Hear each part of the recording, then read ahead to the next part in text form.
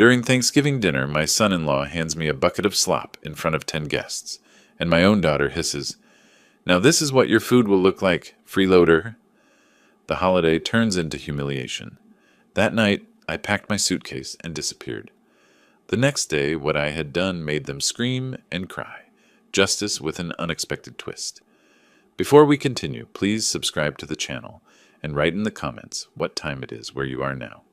The voices woke me.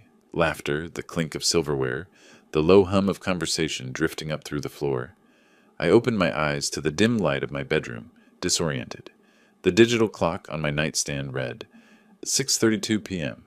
Thanksgiving evening. I'd fallen asleep at my desk after lunch, exhausted from the week's preparations, assuming someone would call me when dinner was ready.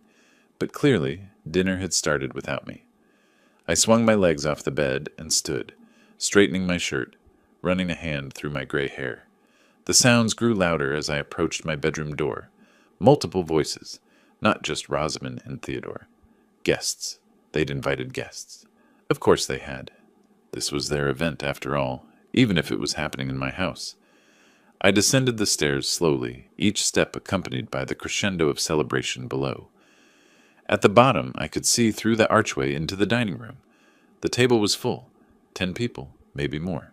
Plates loaded with turkey, stuffing, cranberry sauce, wine glasses catching the chandelier light.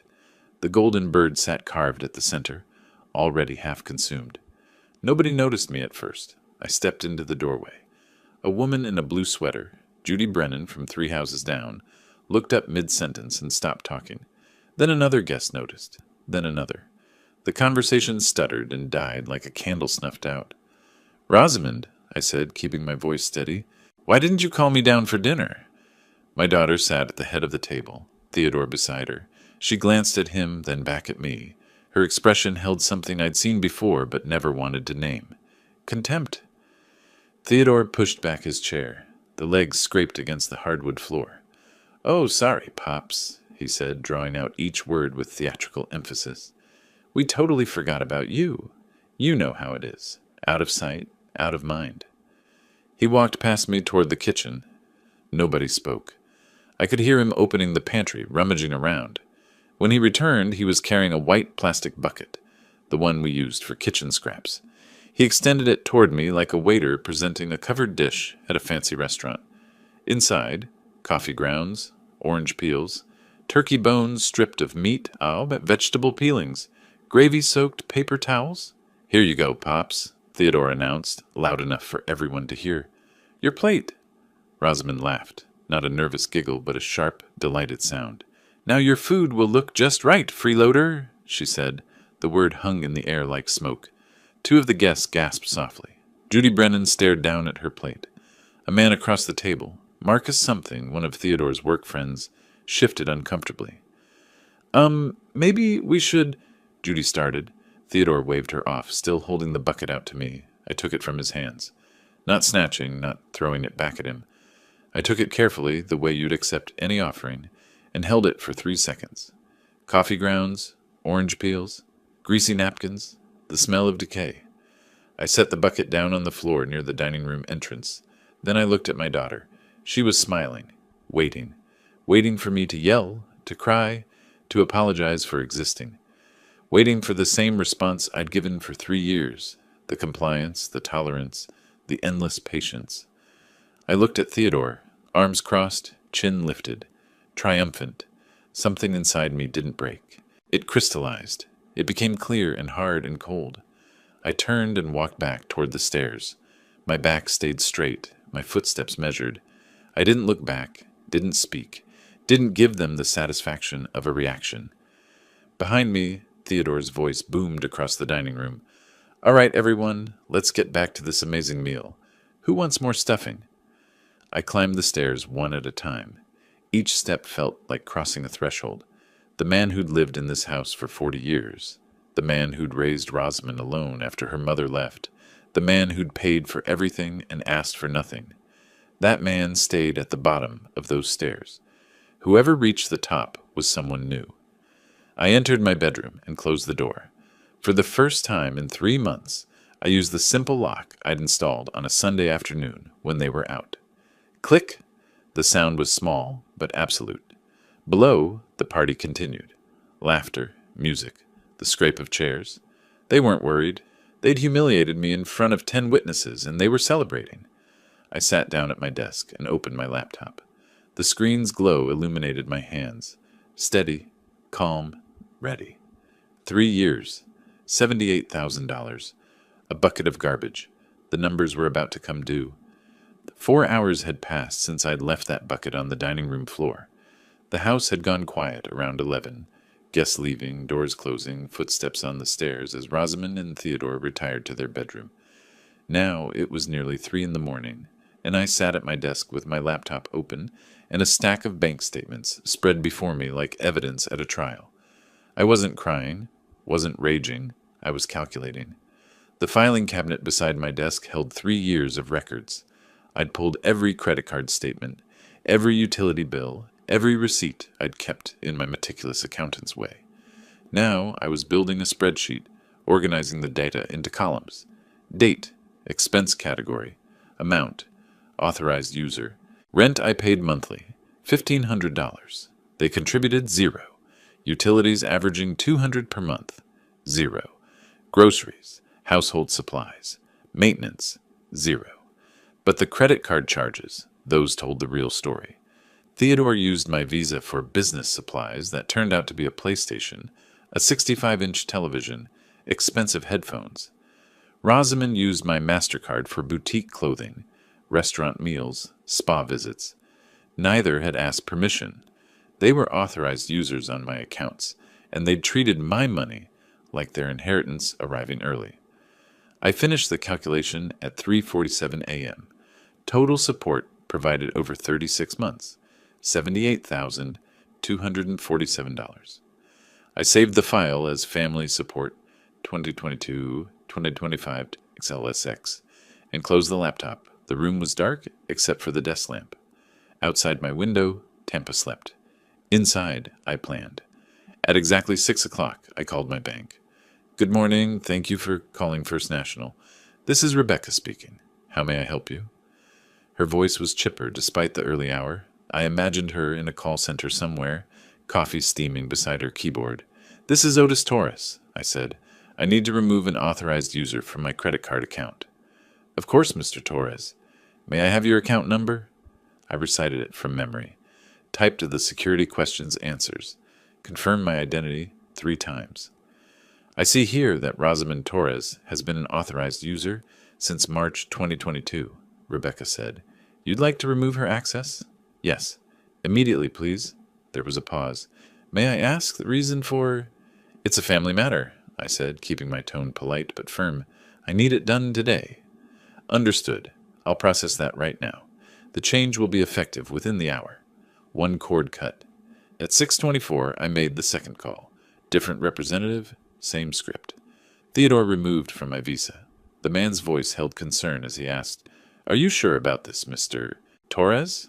Once we process the change, I'm completely sure. At 6:41, I made the third call. Both Rosamond and Theodore had debit cards linked to my checking account, something I'd set up 2 years ago when they claimed they needed access for emergencies. I removed both cards, changed my PIN, updated my online banking password to something they'd never guess. Bucket 2025. Just to confirm, the representative said, you're removing both authorized users and changing all access codes? Correct, and I'd like a notification sent to me if anyone attempts to use these accounts. We can set up fraud alerts. Would you like those sent by text or email? Both. By 7 o'clock, I'd severed every financial connection. They still lived in my house, but they could no longer spend my money. I stood and walked to my closet. From the top shelf, I pulled down a brown suitcase I hadn't used in years. I packed methodically. 7 pairs of underwear, 7 pairs of socks, 3 shirts, 2 pairs of pants, 1 sweater, toiletries, my laptop and charger, a folder containing my property deed, insurance papers, and the spreadsheet I'd just created. I moved quietly.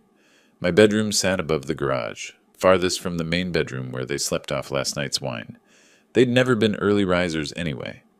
At 7:30, I descended the stairs for the second time in 12 hours. The dining room was clean. They'd at least managed that much. The kitchen counter held dirty dishes stacked in the sink, but the table was clear. I found a piece of notebook paper and wrote in my neat, accounting-style handwriting, "Gone to visit friends. Back in a few days." Oh, I didn't specify which friends. I didn't have close friends in Tampa anymore, but they didn't know that. Let them wonder. I placed the note on the counter, weighted down with a coffee mug, and picked up my suitcase. The house was silent as I walked to the front door. No creaking floorboards above, no voices, no sign they'd noticed my departure. I stepped outside into the cool November morning. The sun was just beginning to rise, painting the sky orange and pink. My Honda Accord sat in the driveway where I'd parked it yesterday, back when I was still a man who tolerated disrespect. I loaded the suitcase into the trunk, climbed behind the wheel, and backed out slowly. Nobody watched from the windows. I drove east on Highway 60, away from Tampa, toward the sprawl of strip malls and chain restaurants that marked the city's edge. 15 miles out, I spotted what I needed: the Sunset Motor Inn, a 2-story budget motel with a flickering vacancy sign. The clerk was an elderly man reading a newspaper behind bulletproof glass. He looked up as I approached. "How many nights?" he asked. "7. I'll pay cash." He slid a registration form through the slot. "ID and a credit card for incidentals." "No card?" I said, placing $500 in 20s on the counter. "Cash only. Here's an extra 100 for the deposit." He studied me for a moment, then shrugged and took the money. "Room 217. Second floor, end of the hall. Checkout's at 11. The room was exactly what I expected. Beige walls, floral bedspread, television bolted to the dresser. I set my suitcase on the luggage rack and sat on the bed. My phone remained silent in my pocket. By now, 8:45 in the morning, they might have woken up. They might have found the note. They might have tried to use their credit cards for breakfast and discovered they no longer worked. I opened my laptop and connected to the motel's Wi-Fi. Then I began drafting an email to an attorney whose name I'd found in a late-night search. Margaret Whitfield, specializing in elder financial abuse and family law. Outside my window, traffic hummed on the highway. Inside this anonymous room, I began the process of taking back what was mine. Not angry, not hurt, just done. My phone started buzzing around noon. I was at the motel, laptop open, reviewing the email I'd sent to attorney Margaret Whitfield at 3 in the morning. The screen showed an unfamiliar number, the house phone. I let it ring through to voicemail. Then Theodore's cell, then Rosamond's. I set the phone face down on the nightstand and went back to my research on Florida property law. I knew exactly what was happening 15 miles away. By now, Theodore would be at a store somewhere, Home Depot most likely, given his endless stream of half-finished projects. He'd have a cart full of supplies for whatever scheme he'd dreamed up this week. The cashier would scan everything. Theodore would swipe my credit card with that casual entitlement he'd perfected, and the machine would beep. Declined. He'd try again, harder, as if determination could override bank protocols. Same result. The people behind him in line would shift their weight, checking their watches. The cashier would suggest another card. Theodore would pull out the second one. Same account, different number, still declined. The realization would hit him slowly, then all at once. Rosamond would have her own version, probably at Publix, her cart loaded with organic vegetables and expensive cuts of meat. The same scene, card reader refusing, face flushing red, the awkward suggestion from the cashier to try again. She'd abandon the cart, I could picture it perfectly, and rush to her car, phone already in her hand. They'd call each other first, then the bank, then me. My phone buzzed again. Another call, another voicemail notification. I'd spent 40 years as an accountant, and I understood systems. Remove one variable, in this case, access to my money, and watch the entire equation collapse. Theodore and Rosamond had built their lives on that single variable. Now it was gone, and they were frantically trying to recalculate. Around 1:30, I checked the voicemails. 3 from Rosamond, 2 from Theodore, 1 from the house phone. Rosamond's first. "Dad, please call me back. We need to talk." Her voice carried confusion, not quite fear yet. Her second, an hour later. "Dad, this isn't funny. The cards aren't working. Did something happen with the bank?" Her third, early evening. "Dad, please. I know you're upset about last night. We didn't mean it the way it sounded. It was just a joke that went too far. Please call me back. Please. I noticed what she didn't say. I'm sorry. Theodore left no messages, just hung up after the beep. Twice. The third time I could hear him start to speak. Listen, old man, I don't know what you think you're... Click. He'd thought better of leaving that particular threat on record. The house phone message came from Rosamond again, this time with Theodore audible in the background. We need to discuss this like adults, she said, voice tight. Behind her, just tell him to call back or come home. Theodore, impatient, already planning the confrontation he thought was coming. I deleted them all. By evening, I'd learned enough about Florida property law to know I needed professional help. The statute on guests at will was clear, but execution mattered. I found a firm downtown, Kova and Associates, specializing in property disputes, and sent an email requesting a Saturday consultation. Within an hour, Daniel Kova himself replied, "Available tomorrow 10 a.m. Fee structure attached." My phone buzzed again around 7. I picked it up this time, watched Rosamond's name flash across the screen, and set it back down. It rang for 35 seconds before switching to voicemail. This time I listened in real time as she left the message. "Dad, please come home. We can work this out. I promise things will change. We didn't mean what we said. It was just... we were joking around. Everyone jokes. Please, just call me back." Her voice broke on the word, "please," a calculated crack designed to trigger my paternal instincts. 3 years of therapy bills, back when I thought understanding them would help, had taught me about emotional manipulation. Recognize the pattern. Don't engage. Set boundaries. I pressed delete before the message finished. That night, I slept better than I had in months. No sounds of footsteps above me, voices through walls, the constant low-grade tension of sharing space with people who despised you. Just the hum of the motel's air conditioning and the occasional rumble of trucks on the highway. Around midnight, a text arrived from Theodore. "You can't hide forever," I typed a response. Not hiding, regrouping, then deleted it without sending. Let him wonder. Let them both wonder. Silence was its own answer, and uncertainty was a tool I was just beginning to understand how to use. I thought about them in my house, their house now in their minds, probably sitting at that kitchen table trying to figure out their next move. They had maybe $200 between them. Rosamond's freelance income wouldn't arrive until next week. Theodore's business ventures generated zero revenue. They'd been living on my credit cards for so long, they'd forgotten those cards belonged to someone. By Wednesday, they'd try the cards again. Still declined. They'd call the bank again, maybe escalate to a supervisor, demand answers they wouldn't get. The bank representative would repeat the same information. Account holder removed your authorization. Contact him directly. But I wouldn't be answering, because by Wednesday they'd receive something far more official than my silence. They'd receive documentation, legal paperwork, proof that I wasn't coming back on their terms. I set an alarm for 8 a.m. Kova? His office was downtown, 20 minutes away in Saturday traffic. I wanted to arrive early, prepared, with a list of questions and 3 years of supporting documents. The last text from Rosamond arrived at 1:15 in the morning. "We have nowhere else to go." That wasn't my problem anymore. The drive downtown took exactly 19 minutes. I'd left the motel at 9:30, allowing extra time for parking and navigation. Tampa on a Saturday morning moved differently than weekdays. Slower, less urgent. People running errands instead of racing to offices. I found a spot on a side street 2 blocks from Kova's building and fed the meter with quarters from my car's cup holder.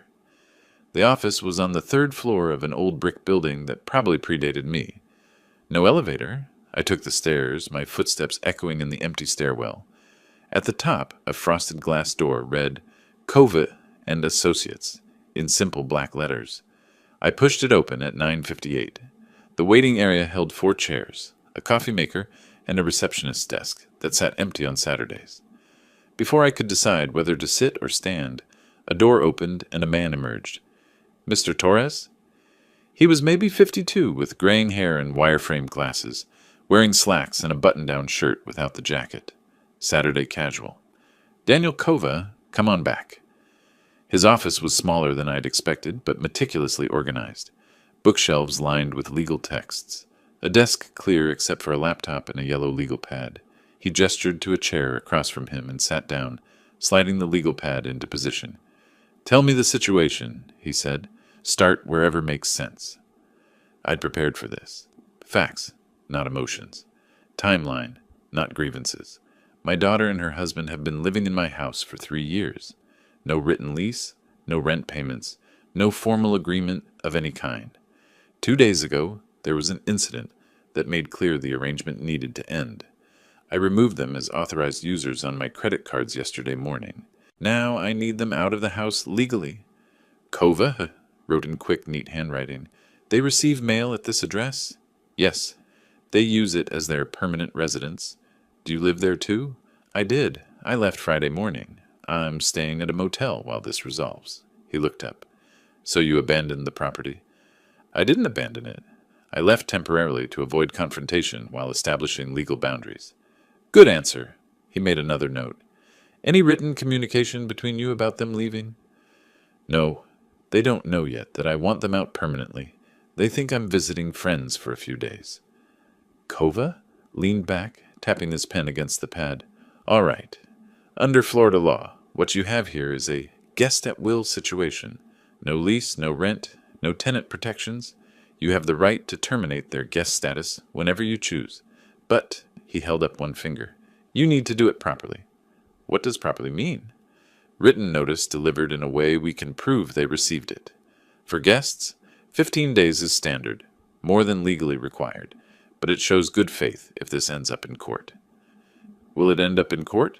He shrugged. "Most people leave when they get official paperwork. Reality sets in, but we prepare for the worst case, which is formal eviction proceedings. That could take another 4 to 6 weeks if they fight it." "How do I deliver the notice?" "I draft it, we send certified mail, and I'll also arrange a process server to hand deliver a copy. Belt and suspenders approach. They can't claim they never received it." I pulled out the folder I'd brought, bank statements, credit card records, the spreadsheet I'd created. "I have documentation of financial support I've provided. 78,000 over 3 years. Is that relevant?" Kova glanced at the papers but didn't take them. "Not for the eviction itself. The house is yours, that's all that matters. But keep those records. If they damage anything on their way out, you might need proof of their financial situation for recovery purposes." "They'll damage things," I said, not a prediction, a certainty. "Then document everything. Photos now, photos after they leave, repair estimates. Florida allows landlords, well, property owners, to pursue damages, but one step at a time." He turned to his computer, opened a document. "Let me draft this while you're here. We'll review it together, make sure the language is exactly right." While he typed, I watched the street below through his window. Saturday shoppers, couples holding hands, someone walking a dog. Normal life continuing while I sat in a lawyer's office preparing to evict my own daughter. "Question," I said. "Do they have any legal grounds to fight this?" "Not really. You're not a landlord. You're a host. Hosts can uninvite guests. The only issue is if they claim some kind of implied contract, like they've been doing work on the house in lieu of rent. Have they?" "No." "Then you're clear. This is straightforward. Doesn't mean it'll be easy emotionally, but legally it's solid." He printed the document and handed it across. I read it carefully, my accountant's eye catching every detail. "Notice to vacate premises. Their names listed formally. Rosamond Marie Torres. Theodore James Walsh. The address? My address. The deadline. 15 days from date of delivery." The language was cold, procedural, perfect. "This works," I said. "My fee is $450. That covers drafting, certified mailing, process server, and one follow-up consultation if needed. If we have to file actual eviction proceedings, that's additional, but we're hoping it doesn't come to that." I pulled out my checkbook, the one they'd never had access to. $450. Less than Theodore spent on his last electronics purchase using my card. I wrote the check with steady hands. "When will they receive this?" I asked. "Certified mail goes out Monday morning. Process server will attempt delivery Tuesday. By Wednesday at the latest, they'll have it in hand." Wednesday. 4 days from now. The timeline felt both impossibly long and frighteningly fast. "Kova?" "Walk me to the door." shook my hand. One more thing, Mr. Torres. Do they have anywhere else to go? Family? Friends? I thought about Theodore's parents 40 miles north. Thought about Rosamond's few remaining friends from high school, all of whom she'd alienated over the years with her demands and drama. That's not my concern anymore, I said. He nodded, approving. Call me if anything changes. If they threaten you. Damage property. Anything that needs legal attention. Back in my car, I sat for a moment before starting the engine. My phone showed 2 missed calls, both from the house. I didn't check for voicemails. The drive back to the motel took 25 minutes. Traffic heavier now, closer to lunch. I stopped at a drive-thru, ordered a sandwich I ate in the parking lot, while reviewing the copy of the notice Kova had given me. 15 days. That's how long they had to pack their lives and leave my house. That evening, another voicemail arrived. Rosamond again, her voice different now, smaller, scared. Dad, please. We need to talk. I don't understand what's happening. Just tell me what you want. We'll fix it. Whatever it is, we'll fix it. I played it once, then deleted it. No apology. Just promises. Just negotiations. Still thinking this was something they could manage, manipulate, survive with the right combination of words. On Monday, I'd return to Kova's office to sign the final documents. On Tuesday, a stranger would knock on my door, except it wouldn't be my door anymore, not in the way it had been. It would be a property I owned where people I was evicting temporarily resided. The distinction mattered. I opened my laptop and began a new spreadsheet. Eviction timeline. Column 1, dates. Column 2, actions required. Column 3, documentation needed. Column 4, contingency plans. 40 years in accounting had taught me that organization defeats chaos. Systems outlast emotion, and revenge, though I didn't like to call it that, was just another form of correction, an audit of a broken relationship, if you will. The numbers had to balance eventually. 4 days at the motel had been enough. Enough time to meet with Kova, twice to let the certified mail go out, to allow Rosamond and Theodore to marinate in their panic. On Tuesday afternoon, I packed my suitcase, checked out of the Sunset Motor Inn, and drove the 15 miles back to Tampa. My house appeared unchanged from the street. Same beige siding, same overgrown hedges. Theodore kept promising to trim, but never did. I pulled into the driveway at 3 o'clock, turned off the engine, and sat for a moment. The leather document folder rested on the passenger seat, brown and worn from 40 years of carrying contracts and balance sheets. Inside it now, 2 copies of the notice to vacate, crisp with law firm letterhead. I left my suitcase in the trunk. I'd retrieve it later, after. The key turned smoothly in the front door lock. I stepped into the foyer and heard voices from the living room. Television noise, then sudden silence. Footsteps. Theodore appeared first, his face shifting through surprise to something approximating warmth. "Pops!" He moved toward me, arms spreading. "You're back. We were worried sick about you." I walked past him without slowing, heading for the dining room. Behind me, Rosamond's voice. "Daddy, we're so glad you're home. We need to talk." The dining room table still held the Thanksgiving centerpiece, wilted flowers in a crystal vase my wife had bought decades ago. I set the folder down on the polished wood and opened it with the same precision I'd used opening quarterly reports. 2 documents, clean edges, official seals. I slid 1 copy across the table toward where Rosamond now stood, placed the second in front of Theodore as he entered behind her. "You have 15 days to find other housing," I said. Theodore grabbed his copy, eyes scanning. His manufactured smile evaporated. "What the—" He read faster. "You can't do this. This is my home, too. I've put work into this place." I didn't respond to the lie. He'd never fixed a loose floorboard or replaced a light bulb without complaining. Rosamond's paper trembled in her hands. She looked at the header, the formal language, and her face crumpled. The sobs came immediately, loud, gasping, designed for maximum impact. "You're throwing your own daughter onto the street?" She sank into a chair. "What kind of father are you?" "The kind who gave you 3 years of support and got a bucket of garbage in return." Theodore slammed his palm on the table. "We apologized for that. It was a joke that went too far." Nobody apologized. I kept my voice level, factual. And it wasn't a joke.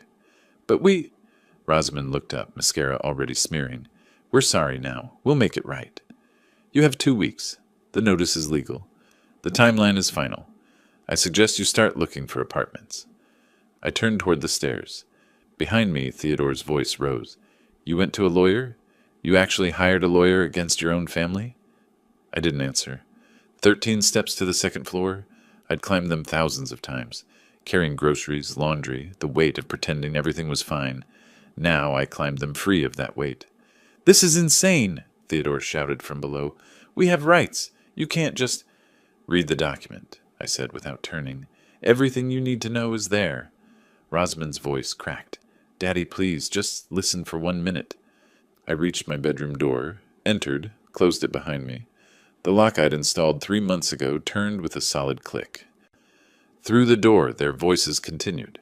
Theodore's rage, Rosamond's theatrical grief. I sat at my desk and opened my laptop. The calendar on my screen showed December 10th, circled in red. 15 days from delivery of the notice. The certified mail confirmation would arrive by tomorrow. Process server by Thursday at the latest. My phone buzzed. Text from Theodore. We need to talk about this like adults. I set the phone face down and didn't respond. Below, something heavy hit the floor, Theodore's anger finding an outlet.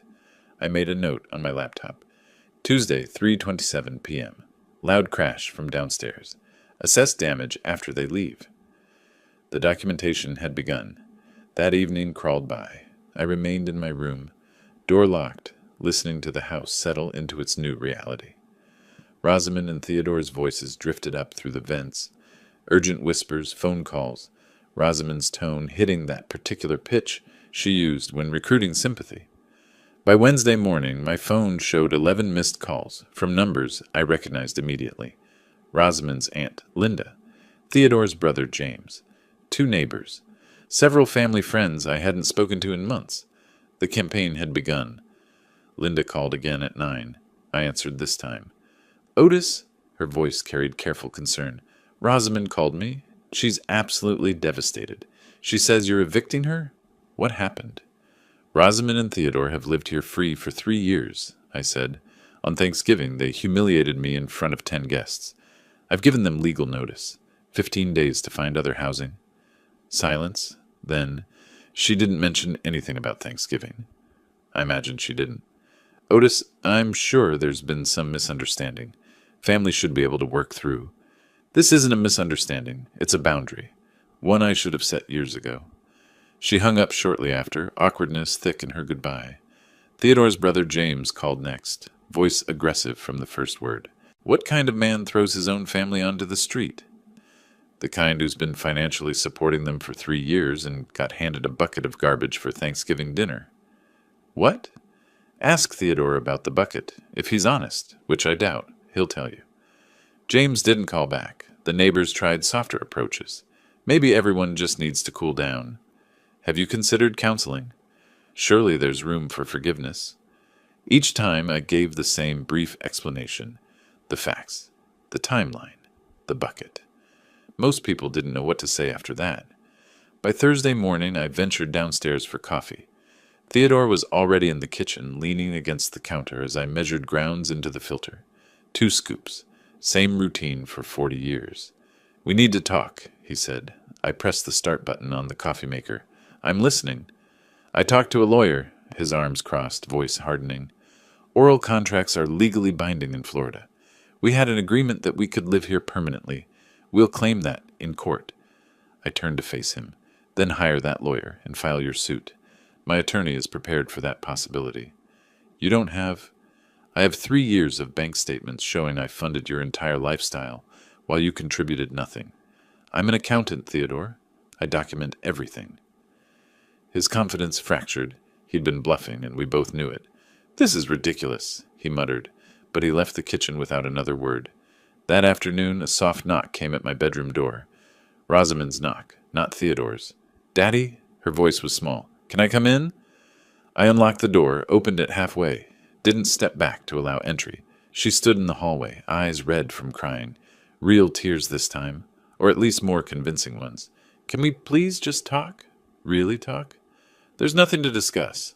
The notice stands. But Daddy!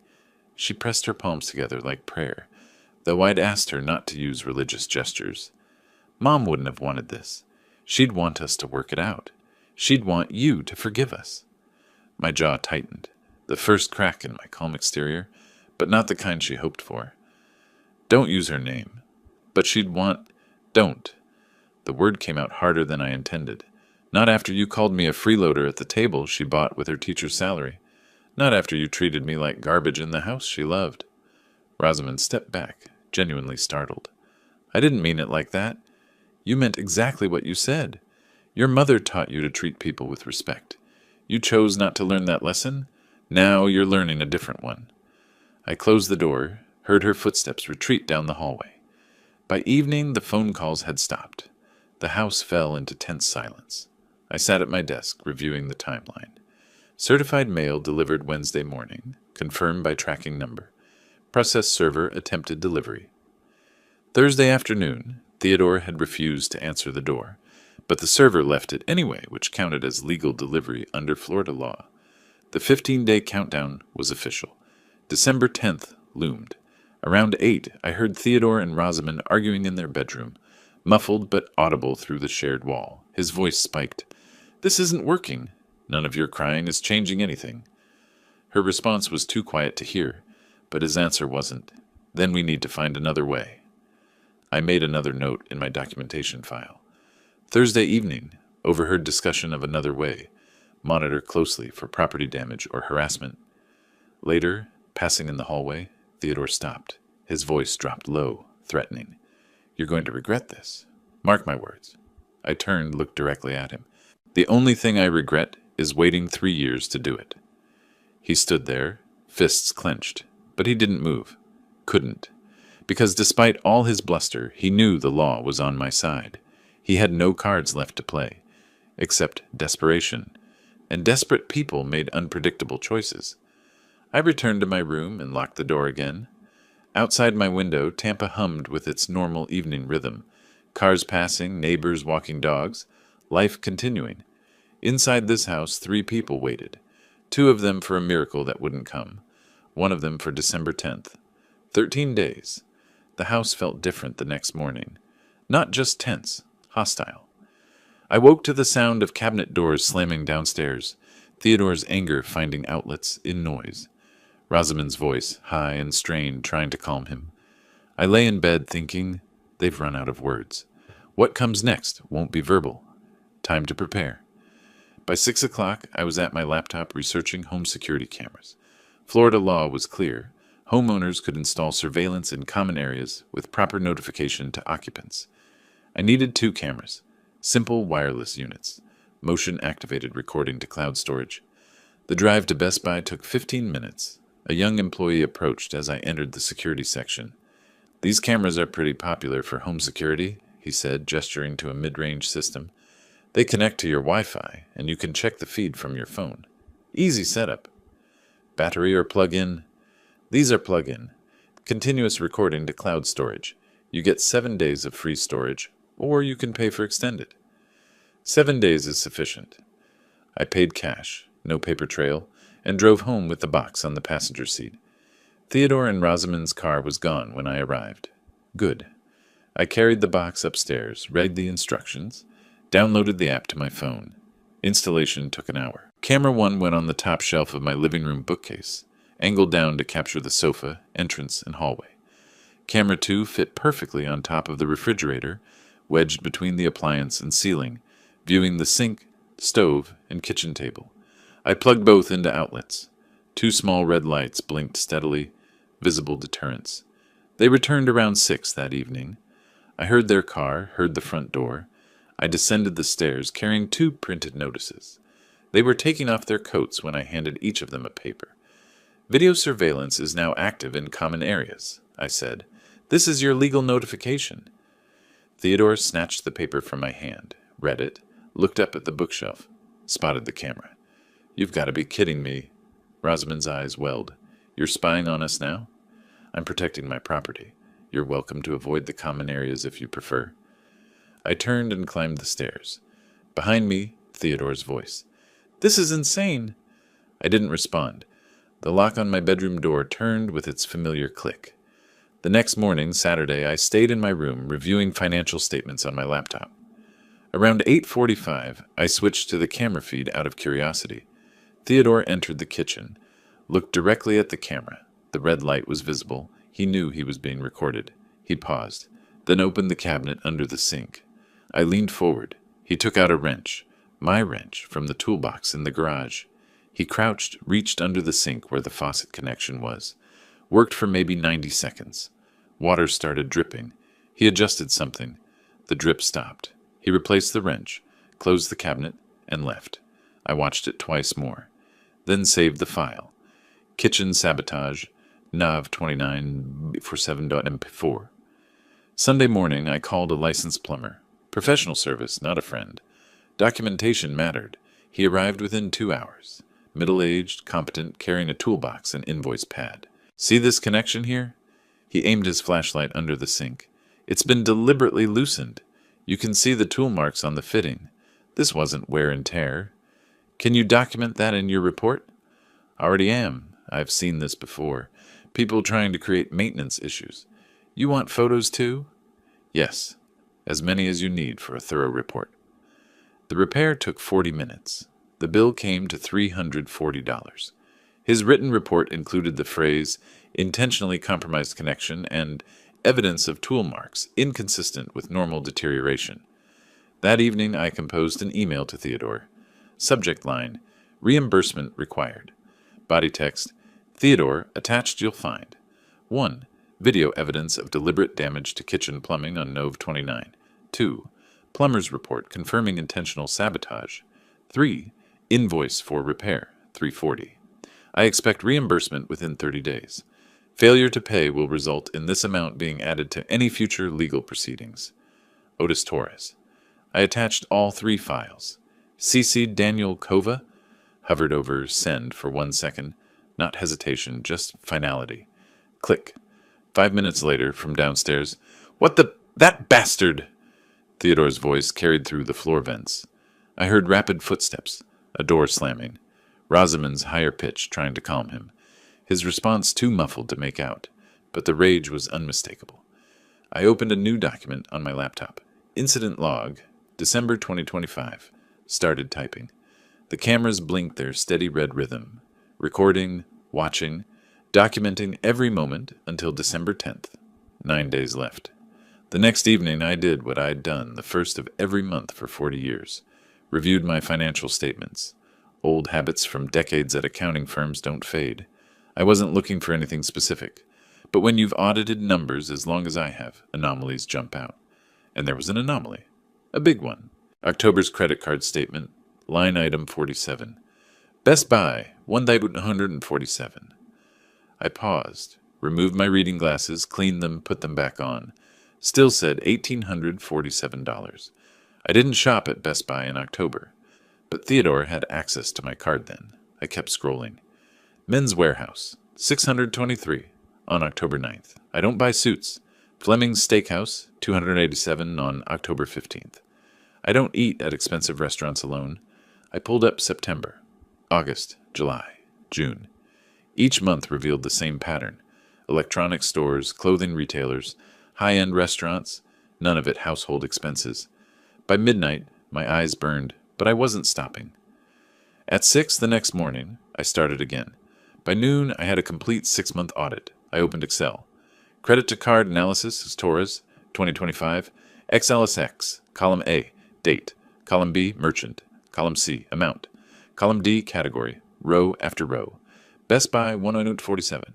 PlayStation Store, 306. Nordstrom, 892s. Ruth's, Chris, 234. On and on through 47 entries. Cell C48, I entered the formula. The total appeared, 12 to 27. I stared at it. Not anger, just certainty. Around 1 o'clock, I called Daniel Kova. Daniel, it's Otis Torres. I've discovered something concerning Theodore's use of my credit card before I blocked access. What kind of concern? Unauthorized personal purchases. 6 months of documentation. $12,427. Silence for 2 beats. Then, were these charges for household benefit? No.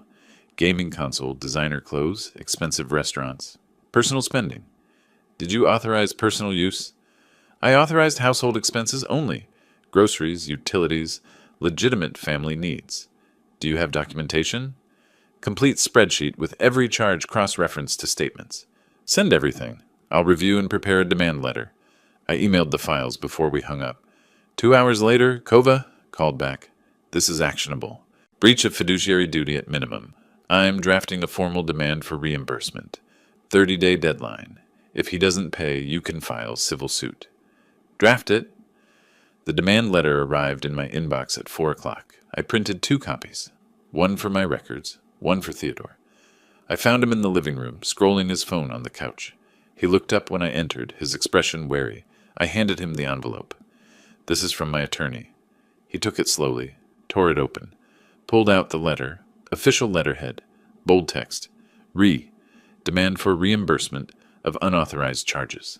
His face changed as he read. Confusion, comprehension, fury. $12,000? He stood up, letter crumpled in his fist. For what, exactly? PlayStation console, gaming subscriptions, designer clothes, expensive dinners.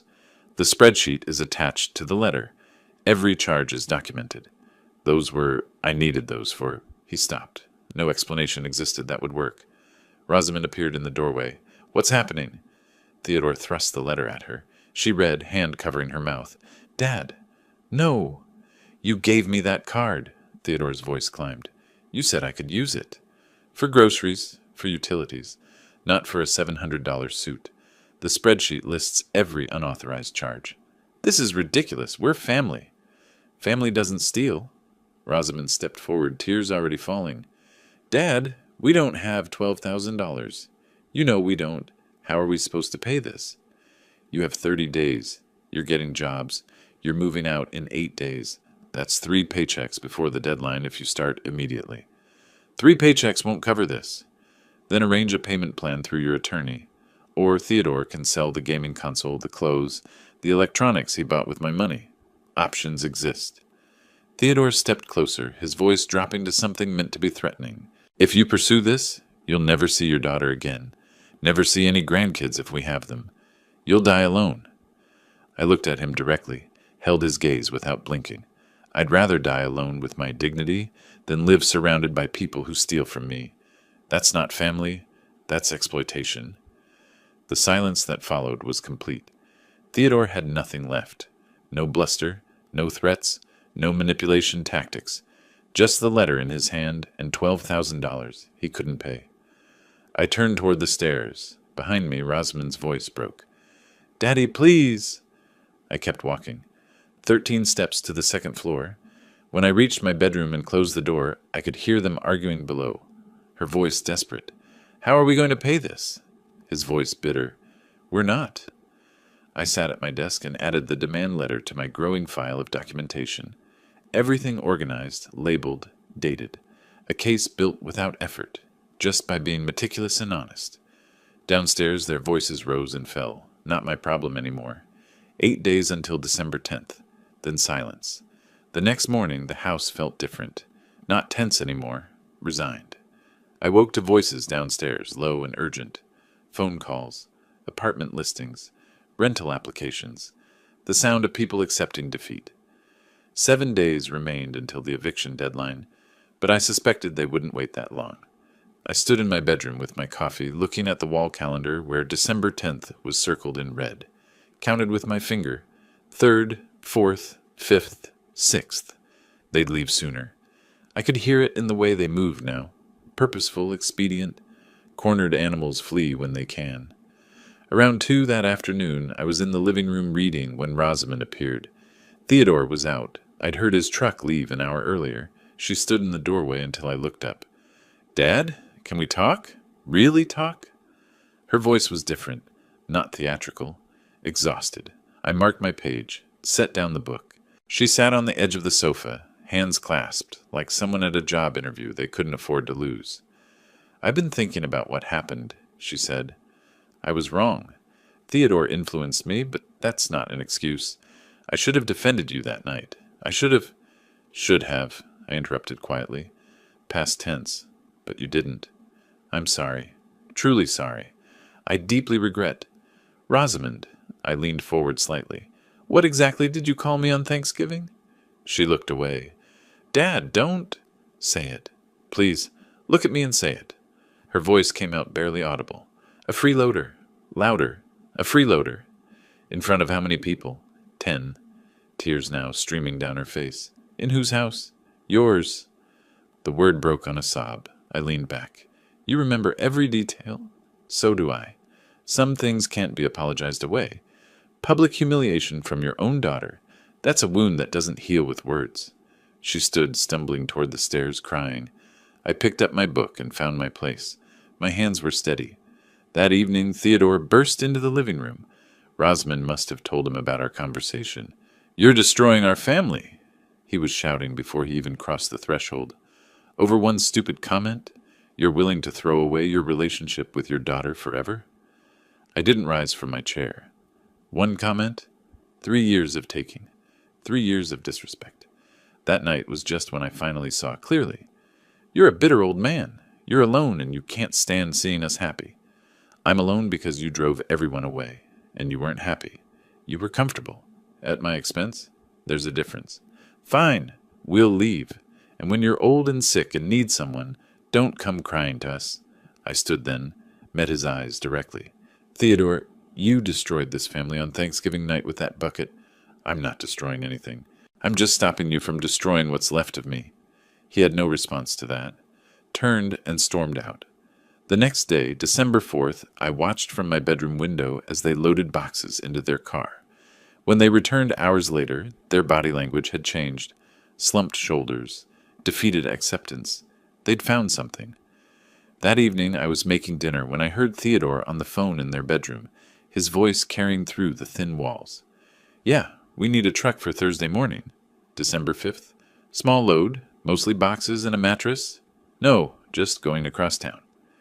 Thursday, tomorrow, 5 days ahead of the deadline. I stirred my pasta sauce, plated my dinner, sat alone at the kitchen table. The house was quiet, except for their muffled preparations upstairs. Almost over. I went to bed early that night, but couldn't sleep immediately. Through the walls, I heard tape on cardboard, the scrape of furniture being moved, boxes being sealed, the sounds of departure. Tomorrow, they'd be gone. I didn't feel triumphant. I felt like someone who'd finally stopped bleeding, not celebrating the wound, just relieved it had stopped.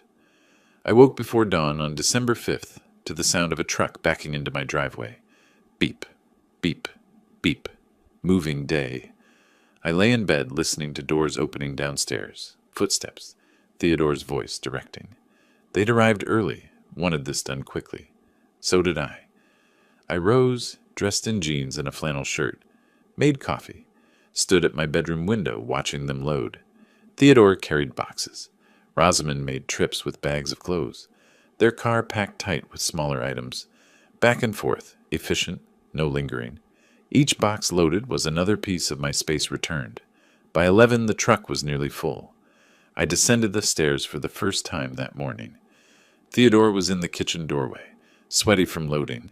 We looked at each other across maybe 10 feet. Neither spoke for several seconds.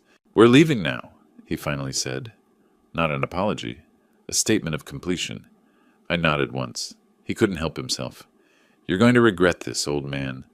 When you're alone and sick and need help, remember this day. The only thing I regret is not doing this 3 years ago. His face flashed anger, then resignation. He turned away. Rosamond appeared where he'd stood, looked at me with exhausted eyes, opened her mouth. Nothing came out. What was there left to say? She'd tried apologies, manipulation, tears. All failed. She just looked at me for 3 seconds, then turned and walked toward the door. I didn't call out, didn't stop her. The silence said everything. I watched from the living room window as Theodore started the truck. Rosamond got in her car. 2 vehicles pulling away from my house. Watched until they turned the corner and disappeared. Then silence. Complete silence. No footsteps overhead. No voices through walls. No tension in the air. Just quiet. I walked slowly through my home. Living room, my furniture, my books, my space. Kitchen, clean counters, organized cabinets. Upstairs to their bedroom, stripped bare, empty closet gaping open. I closed that door. It could stay closed for a while. I opened windows throughout the house. December air, cool and fresh, circulation, renewal. That evening, I sat on my front porch in my favorite wicker chair, cup of coffee cooling in my hands. The sky went orange, then pink, then purple. Judy Brennan appeared on the sidewalk, walking her terrier. She veered up my walkway. "Otis, I saw them leave this morning." She paused. "I was there on Thanksgiving. I saw what Theodore did with that bucket. You did the right thing." Something released in my chest. External validation from someone who'd witnessed it. "Thank you, Judy. That means something." She smiled, patted my shoulder, continued her walk. I sat until stars appeared. The next morning I called a locksmith. Professional service, prompt arrival. He changed every lock. Front door, back door, garage, deadbolts. "New tenants moving in?" he asked. "No? Old ones moving out." He nodded, understanding immediately. "Fresh start, then." Exactly that. By noon, I had new keys. The old ones were worthless metal now. I took down the security cameras, saved all footage to an external drive, stored it in my filing cabinet. Documentation, just in case. But I didn't think I'd need it. They were gone. That afternoon, I opened my laptop and started researching. Kitchen remodel ideas, living room paint colors, new furniture for the guest bedroom. Not their room anymore, just a room that needed purpose. My house, my rules, my peace. I thought about kindness then, how I'd been kind for 3 years, how they'd mistaken that kindness for weakness, for permission to take and take and take. But kindness isn't weakness. I understood that now. Allowing exploitation, that's the betrayal. Not of them, of yourself. I'd reclaim my home. I'd reclaim my dignity. I'd reclaim the peace I'd forgotten I was entitled to. And the best part? I got to live well without them. Not out of spite, out of simple, honest relief. That was the real victory, not their departure, my recovery. The house was quiet around me. My coffee steamed on the desk. Outside, December sun filtered through the windows I'd opened. Fresh air, clean space, silence that felt like comfort, not loneliness. I smiled, the first genuine smile in weeks, and clicked on a paint color called New Dawn. Seemed appropriate. If you like this story, please like this video, subscribe to the channel, and share your impressions of this story in the comments. To listen to the next story, click on the box on the left. Thank you for watching.